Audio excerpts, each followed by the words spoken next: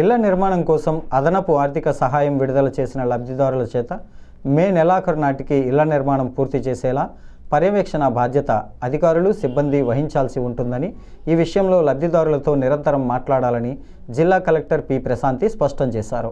స్థానిక కలెక్టరేట్ సమావేశ మందిరం నుంచి మండల డివిజన్ నియోజకవర్గాల అధికారులు, ప్రత్యేక అధికారులతో హౌసింగ్ ఇన్ఛార్జి పీడీఎస్ భాస్కర్ రెడ్డితో కలిసి గూగుల్ మీట్ నిర్వహించారు.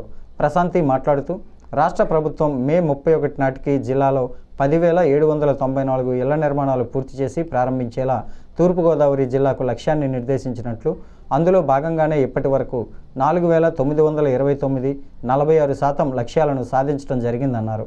ఇంకా 5,865 ఇళ్లను పూర్తి చేయవలసి ఉందని అన్నారు. రాష్ట్ర ప్రభుత్వం పేదరికం లేని సమాజ స్థాపనే ధ్యేయంగా చర్యలు తీసుకోవడం జరుగుతున్నట్లు కలెక్టర్ పి ప్రశాంతి తెలిపారు. సొంత ఇంటి నిర్మాణం ద్వారా 50% పేదరికం జయించినట్లేనని పేర్కొన్నారు.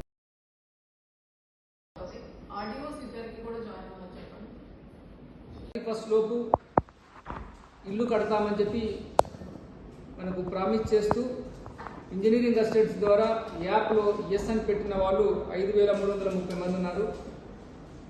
సో వీరిలో 3,378 మందికి ఆల్రెడీ మనకు 7 కోట్ల రూపాయలు మనీ ట్రాన్స్ఫర్ అయింది లాస్ట్ 3-4 డేస్లో.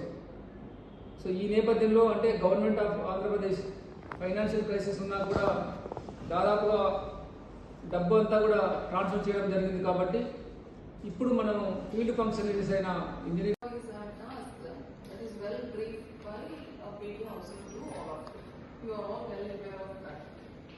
already you have conducted constituency-wise program for disbursement of this additional finance.